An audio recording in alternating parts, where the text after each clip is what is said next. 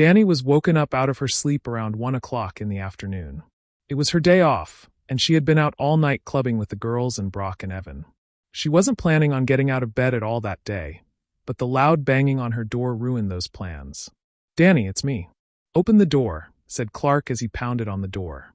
Dani groaned as she made her way to the door, cursing herself for getting a studio apartment rather than the much bigger one her father suggested. Swinging the door open, Dani was all set and ready to rip Clark a new one for waking her up when a photo was thrusted in her face. "What am I looking at?"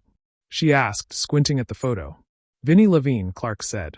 Taking the photo from Clark, Dani turned around, leaving the door open. "Marty dropped it off this morning," Clark said as he followed Dani to the kitchen. Dani stopped walking, causing Clark to run into her. "Marty took this?" Dani said, holding the photo up. "Yep. And at first I thought it was pure bullshit, so I did some digging. And Vinnie was booked for possession back in the 90s, and, rummaging through the papers he held in his hand, Clark found Vinnie's mugshot from the arrest and handed it to Dani. Dani held the photos up side by side, and sure enough, it was the same man about 20-something years apart. "Holy shit, it's fucking Vinnie fucking LaVine," Dani said. "Mason," Clark said, causing Dani to look at him. "What?" she asked, frowning. "Vinnie's middle name, it's Mason," Clark explained. Dani rolled her eyes as she slapped Clark's chest before looking back at the photos. "Do we know when these were taken?" she asked. The photo looked to be rather recent. The younger LaVine brother was photographed on a dock with another man whose back was to the camera. "If what Marty said is true, then this was taken a couple of days ago," Clark said. Dani looked at her partner skeptically. "Bullshit," she said. Clark shook his head. "Dani, the photo's real.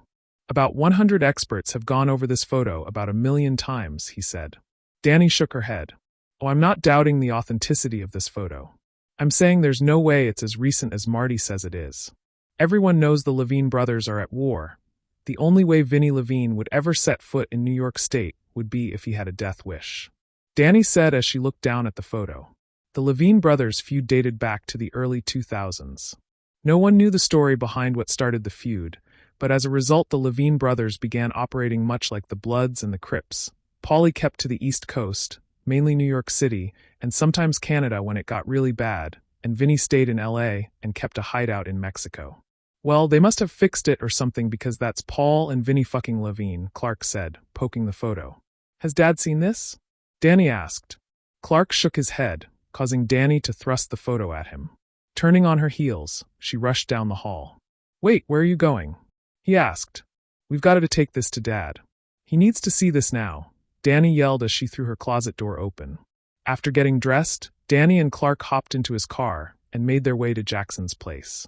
"Vinnie fucking LaVine," Jackson said, looking down at the photo. Out of the entire NYPD, Jackson was the only officer who'd ever actually met Vinnie.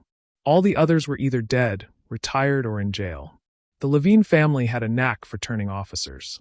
Undercover cops would penetrate the LaVine family circle.